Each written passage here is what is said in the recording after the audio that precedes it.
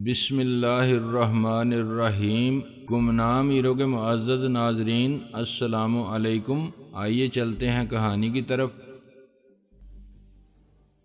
آپس میں رابطے کے لیے ہم اپنے ٹیلی فون اور ریڈیو وغیرہ بھی استعمال نہیں کر رہے ہوں گے، دوسرے طریقے اختیار کریں گے، اس لیے کافی وقت ضائع ہوگا۔ میں کوشش کروں گا کہ جیسے ہی ملاقات طے ہو تمہیں جگہ کے بارے میں مطلع کر دوں۔ میں نے چند لمحے کی خاموشی کے بعد کہا، مجھے لگتا ہے کہ تم یہ کام کرنے پر تلی ہوئی ہو تو کر ہی گزرو گی، لیکن نہ جانے کیوں میرا دل کہہ رہا ہے کہ عرفان کوئی خاص اہم آدمی نہیں ہے۔ کہیں ایسا نہ ہو کہ ہم اتنی تگ و دو سے اس پر ہاتھ ڈالیں، ریڈ ڈاٹ سے کھلی جنگ مول لیں اور وہ محض قربانی کا ایک بکرا ہی ثابت ہو۔ بکرا بھی ایسا احمق جسے علم ہی نہ ہو کہ وہ قربانی کا بکرا ہے۔ تم بھی کیسی بے وقوفی کی باتیں کر رہے ہو، رحیلہ حیرت سے بولی۔ قربانی کے بکرے کو بھلا کہاں علم ہوتا ہے کہ وہ قربانی کا بکرا ہے؟ اگر اسے علم ہو تو وہ قربانی کا بکرا بنے ہی کیوں؟ رسی ہی میں بندہ ہو تب بھی رسی توڑا کر بھاگنے کی کوشش کرے۔ بعض بکروں کو لاشعوری طور پر احساس ہوتا ہے کہ وہ قربانی کے بکرے ہیں، لیکن وہ بہت مضبوطی سے بندھے ہوتے ہیں یا پھر شتر مرغ کی طرح اس حقیقت کی طرف سے آنکھیں بند کیے رکھنے کی کوشش کرتے ہیں۔ میں نے عرفان کو نہیں دیکھا، لیکن تمہاری زبانی تفصیلات سن کر نہ جانے کیوں مجھے احساس ہو رہا ہے کہ وہ اہم آدمی ہے۔ رحیلہ بولی، فرض کرو وہ اہم آدمی نہیں ہے، تب بھی آخر ہم کسی اہم آدمی پر ہاتھ ڈالنے کے انتظار میں کب تک بیٹھے رہیں گے؟ اگر یہ آدمی غیر اہم ہوا تب بھی ہمارے اس آپریشن کا یہ فائدہ تو ہوگا کہ بقول تمہارے ریڈ ڈاٹ سے ہماری کھلی جنگ شروع ہو جائے گی۔ ہو سکتا ہے اس کے بعد تیزی سے اہم واقعات رونما ہونا شروع ہوں اور کچھ کارآمد حقائق یا شخصیات سامنے آ جائیں، معاملہ کسی طرف تو لگتا دکھائی دے۔ فی الحال تو ہم عجیب بیہودہ صورتحال میں پھنسے ہوئے ہیں۔ مجھے نہیں معلوم تھا کہ تم اتنی جنگجو سی فطرت کی مالک ہو، میں نے سر کھجاتے ہوئے کہا۔ میں جنگجو نہیں بلکہ تنگ آمد بجنگ آمد کی قائل ہوں۔ ایک لمحے کی خاموشی کے بعد میں نے کہا، کیا ہمیں اس معاملے میں ایجنسیوں سے مدد لینی چاہیے؟ ہرگز نہیں، رحیلہ فیصلہ کن لہجے میں بولی۔ وہ اس معاملے کو اپنی مرضی اور اپنے سٹائل کے مطابق ہینڈل کریں گے۔ ہمارے ہاتھ میں کچھ بھی نہیں رہے گا، عرفان کو بھی وہ لے جائیں گے، اور ضروری نہیں کہ جو کچھ معلوم ہو وہ ہمیں بھی بتائیں۔ ہم اسی طرح اندھیرے میں ٹامک ٹوئیاں مارتے رہیں گے جبکہ ریڈ ڈاٹ کا نزلہ صرف ہم پر ہی گرے گا۔ یہ تو خیر ضروری نہیں ہے، جو بھی راستے میں آئے گا کچھ نہ کچھ نقصان تو اٹھائے گا۔ میں نے تمہیں بتایا تو ہے کہ کل ہی اسلام آباد میں خفیہ ایجنسیوں سے میری تازہ ترین میٹنگ کے دوران انہوں نے ایک گاڑی اڑا دی، ڈرائیور کے پرخچے اڑ گئے اور نہ جانے کس ایجنسی کے 2 آدمی شدید زخمی بھی ہوئے۔ اس کارروائی کا تو کوئی مقصد بھی میری سمجھ میں نہیں آیا۔ شاید اس کا مقصد صرف ایجنسیوں کو یہ بتانا ہو کہ وہ ان کی تمام سرگرمیوں سے واقف ہیں اور وہ تمہارے ساتھ زیادہ میٹنگز وغیرہ نہ ہی رکھیں تو ان کے حق میں اچھا ہے۔ رحیلہ نے خیال ظاہر کیا، وجہ خواہ کچھ بھی ہو، لیکن اس سے یہ تو ظاہر ہوتا ہے کہ ریڈ ڈاٹ والے ایجنسیوں سے کچھ محتاط صحیح، لیکن وہ ان سے خوفزدہ بہرحال نہیں ہیں۔ ضرورت پڑنے پر وہ ان سے بھی تصادم مول لے سکتے ہیں۔ میں نے کہا، خیر یہ تمہارا مسئلہ نہیں ہے، فی الحال تمہیں اس میں الجھنے کی ضرورت نہیں۔ میں تو یہ چاہتی ہوں کہ ہم اب جو کچھ بھی کریں اپنے طور پر کریں۔ حفیظ صاحب سے ملاقات کے دوران جب عین وقت پر میں انہیں اصل کہانی سناؤں گا اور عرفان کو قابو میں کروں گا تو ممکن ہے حفیظ صاحب یہ چاہیں کہ میں عرفان کو اپنے ساتھ لے جانے کی کوشش نہ کروں بلکہ خفیہ ایجنسیوں کے حوالے کر دوں۔ میں نے اندیشہ ظاہر کیا، تم ان کی بات ہرگز نہ ماننا۔ راحیلہ نے گویا مجھے نصیحت کی، تم بس فوراً عرفان کو لے کر وہاں سے غائب ہونے کی کوشش کرنا، ہم تمہیں چاروں طرف سے تحفظ دینے کے لیے موجود ہوں گے، ہم دور رہتے ہوئے بھی تم سے دور نہیں ہوں گے۔ واہ کیا رومانٹک سی بات کی ہے، میں نے سر ہلایا۔ تمہیں اس وقت رومانس سوج رہا ہے؟ راحیلہ نے خونخوار نظروں سے مجھے گھورا۔ مجھے تو اس وقت کچھ بھی نہیں سوج رہا، میں نے سہم جانے کی ایکٹنگ کی۔ میرا ذہن تو قطب شمالی بنا ہوا ہے، ایسا لگتا ہے میری سوچوں تک پر برف جم گئی ہے، اسی لیے تو کوشش کر رہا ہوں کہ کچھ ذمہ داریاں اپنے مضبوط کندھوں سے ہٹا کر تمہارے نازک کندھوں پر ڈال دوں۔ کیا کہنے تمہارے مضبوط کندھوں کے؟ وہ جلے کٹے سے لہجے میں بولی۔ دل چاہتا ہے کراٹے کے 2 ہاتھ مار کر ہمیشہ کے لیے تمہیں دونوں کندھوں سے سبکدوش کر دوں۔ یہ حسرت دل میں لیے تو بہت سے گینڈے اس دنیا سے رخصت ہو چکے ہیں۔ تم کس کھیت کی بھنڈی ہو مولی؟ میں نے اس لیے نہیں کہا کہ وہ پھر بھی کچھ مضبوط ہوتی ہے۔ پھر میں نے اٹھتے ہوئے کہا اب میں چلتا ہوں۔ یہ اچانک ہی کیوں اٹھ کھڑے ہوئے؟ اس نے حیرت سے کہا۔ اس کرسی میں تو اسپرنگ بھی نہیں ہے جنہوں نے تمہیں اچھال دیا ہو۔ ضروری باتیں تو ہو چکی، ویسے بھی تم اب قائم مقام باس ہو، تمہارا قیمتی وقت ضائع نہیں کرنا چاہیے۔ میں نے معصومیت سے کہا میں تو قائم مقام ہوں، جب تک تم اپنی جگہ پر قائم ہو تب تک تو میری کوئی اہمیت نہیں۔ اب میں سوچ رہی ہوں تمہارا تختہ الٹ کر دی سرکل کا اقتدار حاصل کر لوں، لیکن کیا کروں، تمہارا تختہ تو تخت سے بھی زیادہ بھاری ہے، الٹا ہی نہیں جا رہا مجھ سے۔ وہ بے بسی سے بولی گھبراؤ مت، میں خود ہی اپنا تختہ اٹھا کر ایک طرف ہو جاؤں گا۔ میں نے کہا اچھا اب زیادہ بے تکی مت ہانکو اور آرام سے بیٹھ جاؤ، کہیں میں واقعی کچھ تختہ اٹھا کر تمہارے سر پر نہ دے ماروں۔ میں تو اب تمہارے لیے کھانا بنانے کے بارے میں سنجیدگی سے سوچ رہی تھی۔ یہ دردناک منظر مجھ سے دیکھا نہیں جائے گا۔ دردناک منظر تو تب ہوگا جب تم اسے کھانے بیٹھو گے۔ پکانے کی حد تک بھلا اس میں کیا دردناکی ہے؟ یہ بھی خاصی دردناک سی بات ہے کہ چند منٹ پہلے تمہارے ہاتھ میں دور مار رائفل ہوتی ہے اور چند منٹ بعد سالن کی ہنڈیا میں چلانے والا چمچہ۔ یہ تو واقعی زیادتی ہے۔ عورت کے نازک کندھوں پر بہت ہی زیادہ ذمہ داریاں لاد دی گئی ہیں۔ پھر وہی نازک کندھے اس نے دانت پیس کر گھونسا ہوا میں لہرایا۔ میں اسے خدا حافظ کہتے ہوئے جلدی سے باہر آ گیا۔ ہوٹل پہنچ کر میں نے کھانا کھایا، اوپر اپنے کمرے میں جا کر لباس تبدیل کیا اور تیار ہو کر آفس چلا گیا۔ حالانکہ چھٹی کا وقت تھا، آفس میں بیٹھے مجھے زیادہ دیر نہیں ہوئی تھی کہ اینن کا فون آ گیا۔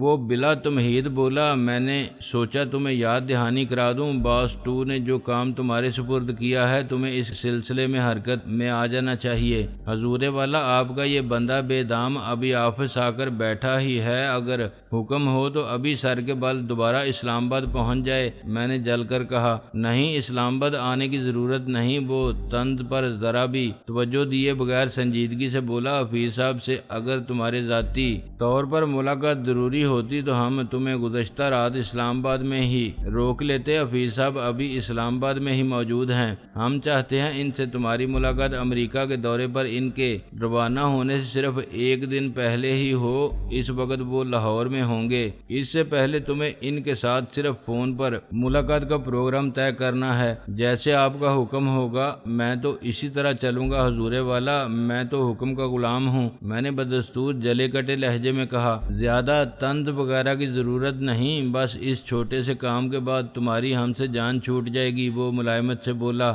حرکت میں آنے سے میری مراد یہ تھی کہ تم کم از کم انہیں فون ضرور کر لو، ان کے شیڈول کا اندازہ ہو جائے گا۔ اس کام میں ہمارے لیے ہر چیز کے وقت کے تعین کی بہت اہمیت ہے۔ اگر تمہاری ان سے ملاقات نہ ہو سکی اور جو کام جس طرح تمہیں بتایا گیا ہے اس طرح نہ ہو سکا تو نہ صرف تمہارے لیے بلکہ تمہارے ملک کے لیے بھی بڑے سنگین مسائل پیدا ہو جائیں گے۔ یہ کون سی نئی بات ہے جناب والا؟ میں نے ٹھنڈی سانس لے کر ملائمت سے کہا جب سے ہم پیدا ہوئے ہیں اور جب سے یہ ملک پیدا ہوا ہے ہم دونوں ہی مسائل کے درمیان جی رہے ہیں۔ اندیشہ یہی ہے کہ جب تک تم جیسے لوگ موجود ہیں تب تک ہم جیسے لوگوں کا یہی حال رہے گا۔ بہرحال تم فکر نہ کرو، یہ کام تمہاری مرضی کے عین مطابق ہوگا، اسی میں تمہاری بہتری ہے۔ یہ کہہ کر وہ غالباً سلسلہ منقطع کرنے لگا تھا کہ میں نے جلدی سے کہا ایک منٹ ٹھہرو، مجھے تم سے ایک بات پوچھنا تھی، سچ سچ بتانا۔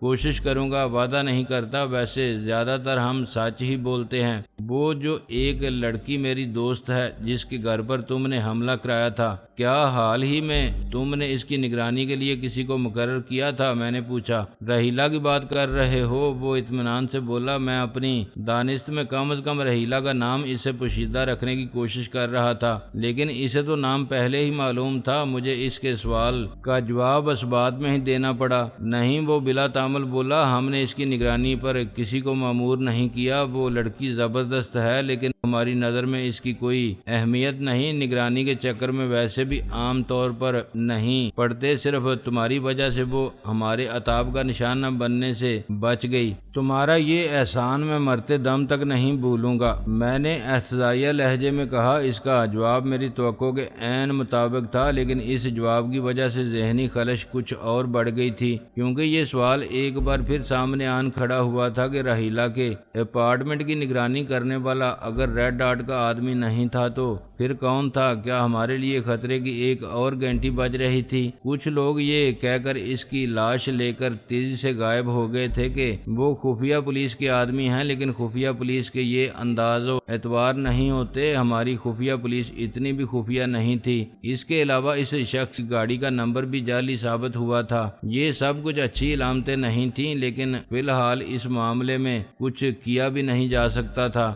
اینن بولا، وہ لڑکی بہت تیز معلوم ہوتی ہے، تم نے اسے نصیحت کر دی تھی کہ ہمارے معاملے میں محتاط رہے۔ کاش میں اسے کوئی نصیحت کر سکتا، میں نے ٹھنڈی سانس لے کر کہا۔ بہرحال میں نے تمہارے بارے میں اس سے ضروری باتیں بتا دی ہیں، وہ خاصی سمجھدار ہے۔ اگر اس نے سمجھداری کا ثبوت نہ دیا تو نقصان اٹھائے گی، اینن نے کہا اور سلسلہ منقطع کر دیا۔ ایک لمحے کے لیے میرے دانت بینچ گئے، لیکن پھر میں نے اپنے آپ کو ڈھیلا چھوڑ دیا۔ ریسیور رکھنے کے بعد بھی میں کچھ دیر تک سوچوں میں الجھا رہا۔ میں محسوس کر رہا تھا کہ میرے گرد کوئی نادیدہ سا دائرہ بتدریج تنگ ہو رہا تھا۔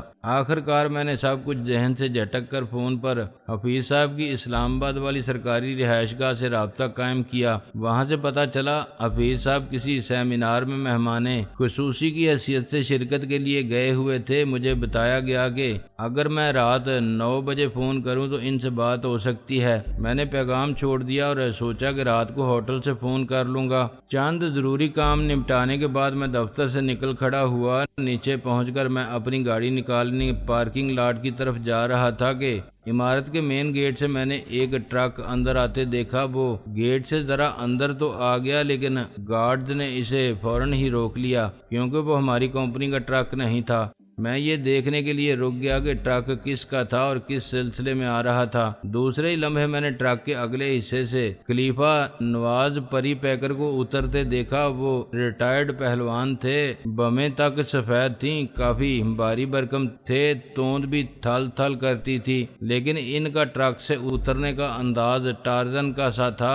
ان کی رنگین دھوتی اور ریشمی کرتا ایک لمحے کے لیے ہوا میں پیراشوٹ بن کر رہ گئے۔ وہ دور ہی سے مجھے دیکھ کر دونوں بازو پھیلا کر تیزی سے آگے بڑھے۔ ان کے زری والے کھوسے ہر قدم پر خوب چرچرا رہے تھے۔ قریب آتے ہی وہ ایک جھٹکے سے مجھ سے لپٹ گئے۔ لپٹ بھی کیا، تقریباً لٹک ہی گئے۔ انداز کچھ ایسا ہی تھا جیسے کوئی باپ برسوں اپنے بیٹے سے بچھڑا رہنے کے بعد ملا ہو اور اس دوران بیٹے پر بہت سے صدمے گزر گئے ہوں۔ کافی عرصہ پہلے میں نے ان کی نگرانی میں ایک شاندار اکھاڑا قائم کرانے کے انتظامات کر دیے تھے اور اپنے فائنانس ڈائریکٹر سے کہہ دیا تھا کہ انہیں کوئی مالی پریشانی نہیں ہونی چاہیے۔ اس کے بعد میری ان سے کوئی ملاقات نہیں ہوئی تھی۔ خلیفہ نواز پری پیکر مجھ سے لپٹ کر میری پسلیاں کڑکڑانے کی کوشش کر رہے تھے۔ اس میں کوئی شک نہیں تھا کہ اس عمر میں بھی ان میں بہت سے نوجوانوں سے زیادہ طاقت تھی۔ ان کی پگڑی کے نیچے سے جھانکتے ہوئے بالوں سے چنبیلی کے تیل اور ان کے کپڑوں سے عطر کی تیز خوشبو آ رہی تھی۔ اسی دوران میں نے دیکھا ٹرک سے ایک ایک کر کے نوجوان کودنا شروع ہوئے۔ ان میں سے بیشتر ریشمی کرتوں اور لاچوں میں ہی تھے، بعض شلوار قمیضوں میں تھے، ایک آدھ جینز جیکٹ میں بھی تھا۔ بیشتر نوجوان اچھے تنومند باڈی بلڈر ٹائپ اور کچھ پہلوان ٹائپ تھے۔ دیکھتے دیکھتے ٹرک سے 25-30 نوجوان اتر آئے اور میرے سامنے جلوس کی طرح جمع ہو گئے۔ وہ تقریباً سب قابل رشک جوانی کے مالک تھے۔ ان کے چہروں پر زندگی اور تندرستی کی چمک تھی، آنکھوں میں امید کی روشنی تھی۔ وہ متجسس سے انداز میں کبھی میری طرف اور کبھی عمارت کی طرف دیکھ رہے تھے۔ خلیفہ نواز پری پیکر کافی دیر تک بغل گیر رہنے اور حلق سے عجیب سی آوازیں نکالنے کے بعد آخر کار الگ ہوئے تو میں نے دیکھا ان کی دھندلائی ہوئی آنکھوں میں آنسو تھے۔ خلیفہ جی، آپ کی آنکھوں میں آنسو؟ مجھے حیرت کا جھٹکا سا لگا۔ کس نے آپ کو صدمہ پہنچایا؟ ایسی کیا بات ہو گئی؟ کچھ بتائیں تو صحیح۔ میں بتانے نہیں، پوچھنے آیا ہوں چودھری پتر۔ وہ پگڑی کے پلو سے آنسو پوچھتے ہوئے بولے۔ مجھے جو صدمہ صدمہ پہنچا ہے وہ تو دراصل تمہارے صدمے کی وجہ سے ہے۔ مجھے بتاؤ تمہیں کس نے صدمہ پہنچایا ہے؟ وہ کون بدبخت ہے جو تم جیسے اچھے آدمی کا دشمن ہو گیا ہے؟ میں ذرا چونکا، تاہم میں نے انجان بنتے ہوئے کہا میں سمجھا نہیں خلیفہ جی۔ وہ میرے کندھے پر ہاتھ مارتے ہوئے بولے یہ بھی تمہاری بڑائی کی دلیل ہے چودھری پتر، تم مجھے بتانا نہیں چاہتے کہ کوئی تم سے دشمنی کر رہا ہے، یا پھر شاید تم یہ سوچ رہے ہو کہ خلیفہ نواز پری پیکر تو بڈھا ضعیف آدمی ہے، یہ بیچارہ میری کیا مدد کرے گا؟ لیکن یہ تمہاری غلط فہمی ہے پتر، جب تک خلیفہ نواز پری پیکر کے اکھاڑے میں ایک بھی نوجوان پہلوان موجود ہے خلیفہ بڈھا نہیں ہو سکتا۔ میرے ہر پٹھے کی جوانی میری جوانی ہے، میں اتنا بیکار یا گیا گزرا آدمی نہیں ہوں۔ انہوں نے پلٹ کر خاصے ڈرامائی انداز میں نوجوانوں کے چھوٹے سے جلوس کی طرف اشارہ کیا۔ یہ سب میری جوانیاں ہیں، میرے رگ پٹھے ہیں، میرے دست و بازو ہیں، اور یہ سب تمہارے بھی دست و بازو ہیں۔ تم حکم تو کرو میری جان، ایک اشارہ کرو بس، پھر تمہیں کچھ کرنے کی ضرورت نہیں، پھر تم آرام سے بیٹھ کر تماشا دیکھو کہ ہم تمہارے دشمن کو کس طرح تہس نہس کرتے ہیں، اس کا وہ حشر کریں گے، اس کی آنے والی نسلیں جانے والی نسلیں سب یاد رکھیں گی۔ خلیفہ جی آپ کی باتیں واقعی میری سمجھ میں نہیں آ رہی، آخر قصہ کیا ہے؟ میں نے قدرے پریشانی سے ادھر ادھر دیکھا، مجھے اندیشہ تھا کہ آتے جاتے لوگ تماشا نہ دیکھنے لگیں، لیکن غنیمت تھا کہ ہم عمارت کے بغلی حصے میں تھے۔ گارڈ گیٹ کے قریب بت بنے کھڑے تھے اور کھلے گیٹ سے باہر سروس روڈ پر آتے جاتے لوگوں کی توجہ ہماری طرف نہیں تھی۔ واہ چودھری پتر واہ! خلیفہ جی متاسفانہ سے انداز میں بولے، تم قصہ بھی الٹا ہم ہی سے پوچھ رہے ہو، کیسی کمال کی بات ہے۔ ہمیں تو ذرا دیر سے پتہ چلا، ورنہ ہم پہلے ہی تمہاری مدد کو پہنچ گئے ہوتے۔ ہمیں تو آج ہی پتہ چلا ہے کہ کسی نے تمہاری کوٹھی بم سے اڑا دی ہے، پھر میں خود اسپیشل تانگا کر کے وہاں جا کے دیکھ کے آیا، وہاں تو واقعی ظالموں نے اس کا ککھ بھی نہیں چھوڑا۔ سنا ہے تمہارے ساڑھے بندے بھی مر گئے۔ بس کچھ مت پوچھو کہ یہ سب کچھ سن کر اور اپنی آنکھوں سے وہ تباہی دیکھ کر میرے دل پہ کیا گزری۔ ان کی آواز ایک بار پھر برا گئی اور وہ ایک بار پھر پگڑی سے آنکھیں پوچھنے لگے۔ اب بات میری سمجھ میں آئی، لیکن میں پھر بھی کچھ نہ بول سکا، دم بخود کھڑا ان کی طرف دیکھتا رہ گیا۔ ان کی ناک سے شوں شوں کی سی آوازیں نکل رہی تھیں۔ آخرکار وہ سنبھل کر بولے، مجھے تو تمہارے دفتر کے کسی آدمی نے بتایا تک نہیں، وہ تو میں ان پٹھوں سے تمہاری باتیں کرتا رہتا ہوں، انہیں بتاتا رہتا ہوں کہ اس دنیا میں ابھی تم جیسے لوگ بھی موجود ہیں۔ میں نے انہیں شروع میں ہی بتا دیا تھا کہ ہمارا عالیشان اکھاڑا تم نے قائم کرایا ہے، تمہارے دفتر سے ہی ہمیں ساڑھے خرچے ملتے ہیں، غریب لڑکوں کو جان چان بنانے، پہلوانی سیکھنے اور باڈی بلڈنگ کے لیے جیب خرچ تک ملتا ہے۔ میری سفارش پر انہیں تمہارے دفتر سے وظیفہ ملتا ہے کہ وہ کھائیں پئیں اور دل لگا کر جان بنائیں۔ میں انہیں بتاتا ہوں کہ اکھاڑے کے یہ سب رونق میلے تمہارے دم سے ہیں۔ تم نے تو پرانے زمانے کے نوابوں اور راجوں مہاراجوں کی یاد تازہ کر رکھی ہے، اس میں میرا کوئی کمال نہیں خلیفہ جی، میں نے ملائمت سے کہا۔ یہ سب اوپر والے کا کرم ہے، مجھے تو پتہ بھی نہیں ہے کہ یہ سب کیسے ہو رہا ہے، کہاں سے ہو رہا ہے۔ میں نے تو بس اپنے دفتر کو حکم دے دیا تھا کہ آپ جو کہیں اس پر عمل کیا جائے، اس کے بعد تو مجھے کچھ پتہ ہی نہیں۔ وہ تو ٹھیک ہے پتر، ہوتا تو سب کچھ اوپر والے کے حکم سے ہے۔ وہ دونوں ہاتھ جوڑ کر گہری عقیدت سے آسمان کی طرف دیکھتے ہوئے بولے، اس کے حکم کے بغیر تو پتہ بھی نہیں ہل سکتا، لیکن نیت بڑی ضروری ہوتی ہے۔ کوئی بھی کام اس وقت تک نہیں ہوتا جب تک اس کی نیت ارادہ نہ کیا جائے، خاص طور پر ایسے اچھے کام جن میں بہت ساری رقمیں خرچ ہوتی ہوں۔ ایسے کاموں کی نیت کرنے کے لیے بڑے حوصلے کی ضرورت ہوتی ہے۔ تم حوصلہ کرتے ہو، نیت کرتے ہو، باقی کام اوپر والا کر دیتا ہے۔ اکھاڑا ٹھیک ٹھاک چل رہا ہے نا؟ آپ کو کوئی تکلیف تو نہیں خلیفہ جی؟ کچھ ترقی ہو رہی ہے یا نہیں؟ لڑکوں میں کچھ ذوق شوق بڑھ رہا ہے یا نہیں؟ میں نے بے تابی سے پوچھا۔ اکھاڑے کی تو کچھ مت پوچھو پتر، اللہ نے بڑی رونقیں لگائی ہیں، دور دور سے بچے کھنچے چلے آ رہے ہیں، تم اسی سے اندازہ کر لو۔ انہوں نے جلوس کی طرف اشارہ کیا۔ یہ میں خاص اور اچھے اچھے پٹھے چھانٹ کر لایا ہوں، کمزور اور نئے پٹھوں کو میں نے چھوڑ دیا ہے۔ تم ہم سے پوچھ رہے ہو کہ ہمیں کوئی تکلیف تو نہیں ہے؟ ہمیں تو تمہارے ہوتے ہوئے کوئی تکلیف نہیں ہے چودھری پتر، ہم تو تمہاری تکلیف میں کام آنے کے لیے آئے ہیں۔ انہوں نے بے دھیانی کے سے عالم میں اپنی گھنی سفید مونچھوں کو بل دیا اور بات جاری رکھتے ہوئے بولے، میں ان پٹھوں سے تمہاری اتنی باتیں کرتا رہتا ہوں، یہ سب بھی تم سے آنکھ بند کر کے محبت کرنے لگ گئے ہیں۔